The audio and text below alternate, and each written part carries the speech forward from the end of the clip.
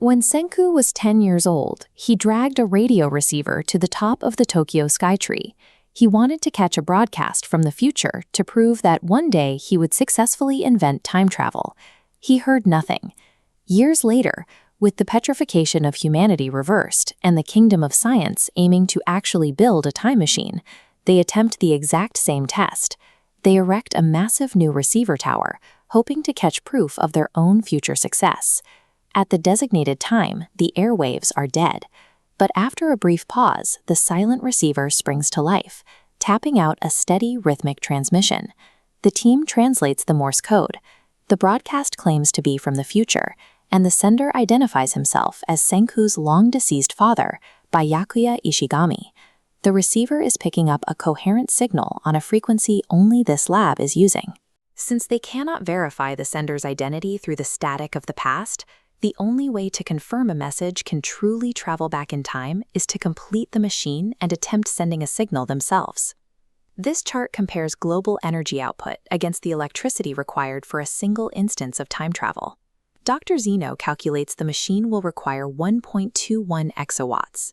This single device would consume more power than every electrical plant operating on Earth combined.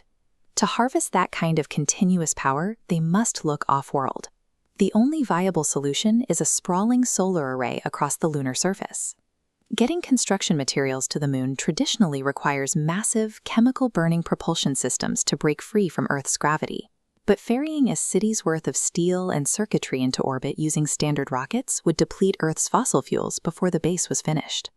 To reach the moon without burning through the planet's remaining resources, the mission requires a permanent, non-combustive tether to orbit, a space elevator.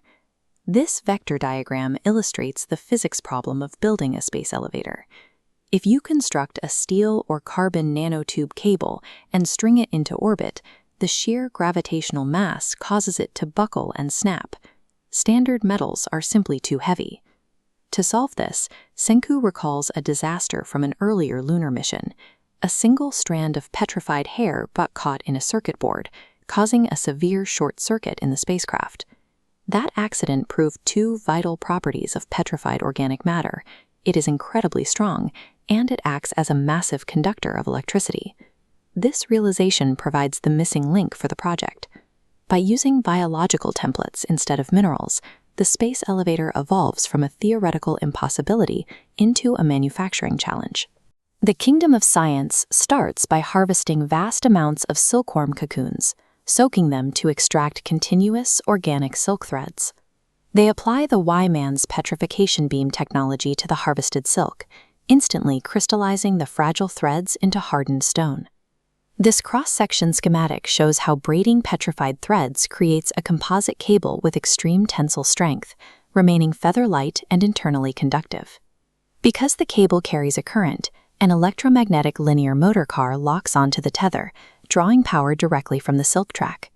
The mechanism activates with a surge of energy, and the car rockets upwards, climbing the glowing tether straight into the upper atmosphere. By completing this ascent, humanity overcomes the primary gravitational barrier keeping them on Earth, bypassing rocket fuel entirely. The method they use to establish this supply line is deeply ironic. Senku conquered gravity not with modern materials, but by fusing one of humanity's oldest inventions, silk weaving, with the petrification weapon that originally froze their civilization. With a dedicated supply line to orbit, the project enters a new phase. Building the moon base and harvesting 1.21 exawatts of solar power is no longer a question of potential, it's a matter of assembly and time. Because the physical hurdles of three-dimensional space have been conquered, the doorway is officially open to manipulating the fourth dimension. But knowing time travel is now guaranteed brings the team right back to their initial mystery.